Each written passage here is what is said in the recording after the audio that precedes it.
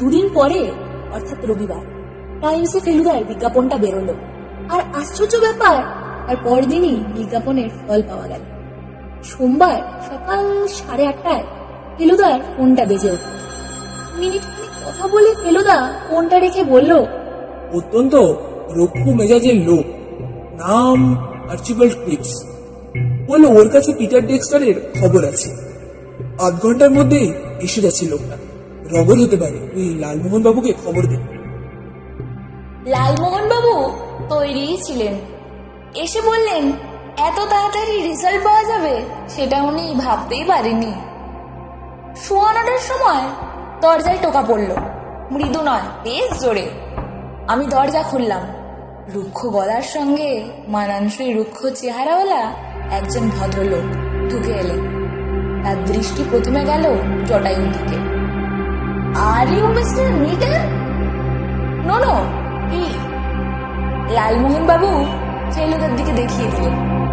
Cripps সাহেব একটা chair টেনে এনে তাতে বসে ফেলুদার দিকে কঠোর দৃষ্টি দিয়ে বললেন, what do you want to know about Peter Dexter?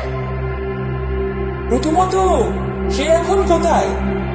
He is in heaven. তার মৃত্যু হয়েছে শুনে আমি দুঃখিত। কবে হলো? আজ নয়, অনেক কাল আগে, when he was in Cambridge।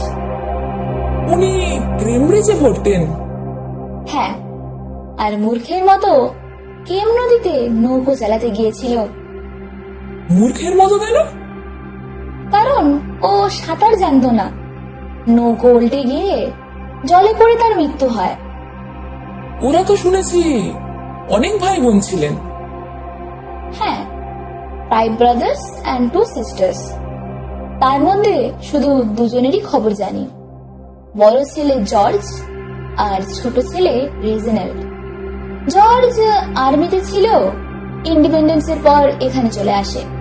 বলতো শিখ আর গুর্খা ছাড়া ও দেশের সবাই হয় বদমাইশ, না হয় অকর্মণ্য। ডেক্সটারদের কেউই ইন্ডিয়ান নিগারদের পছন্দ করে না। নিগার? নিগার তো ভারতবর্ষেই নেই। ইনফ্যাক্ট আমেরিকা তো আজকাল নিগারদের আর কেউ নিগার বলে না। ফেলুদার মুখ গম্ভীর।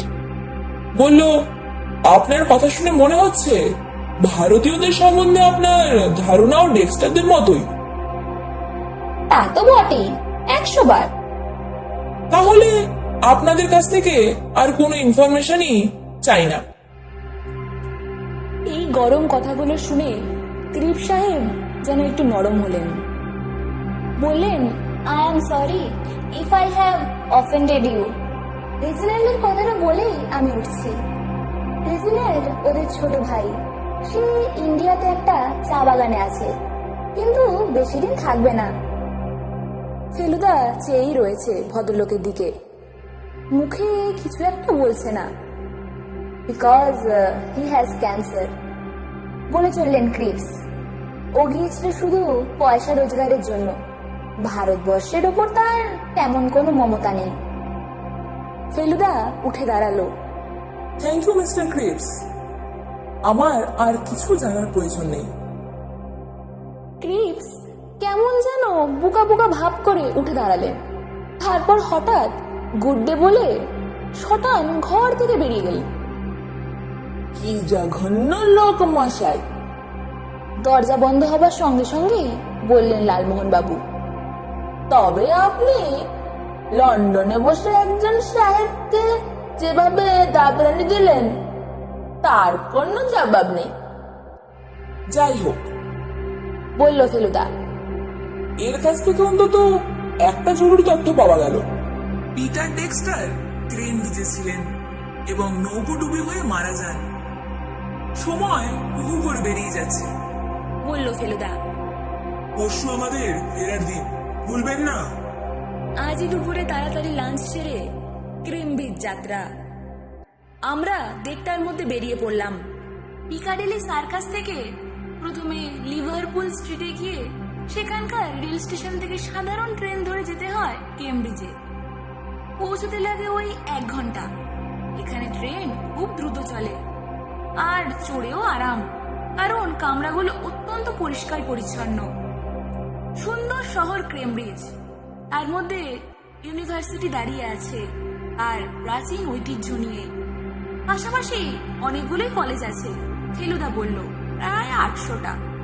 তবে নিশানাথবাবু বলেছিলেন রঞ্জন মজুমদার ট্রিনিটি কলেজে পড়তেন, তাই আমরা সেখানেই খোঁজ করলাম। জানা গেল যে 1951-তে রঞ্জন মজুমদার ইতিহাস পড়তে ট্রিনিটি কলেজে ভর্তি হন এবং তার সঙ্গে একই ক্লাসে ছিল পিটার ড্রেক্সটার। এই পিটার ডেক্সটার তো নৌকা ডুবে হয়ে মারা যান না? ফেলুদা জিজ্ঞেস করলো। যে ভদ্রলোক আমাদের সাহায্য করছিলেন তার নাম মিস্টার টেলর। তিনি বললেন যে তিনি মাত্র 7 বছর হলো জয়েন করেছেন, কাজেই পুরনো ঘটনা কিছুই জানেন না। তবে এখানে একজন খুব পুরনো গার্ডনার আছে, 40 বছর হলো এখানে কাজ করছে, নাম হুকিন্স। তাকে জিজ্ঞাসা করে দেখতে পারেন। ফেলুদা বাগানেই হুকিন্সকে পাকড়াও করলো। গায়ের চামড়া এখনো বেশ টানটান, তবে চুল সাদা, তাও দিব্যি কাজ করে চলেছে।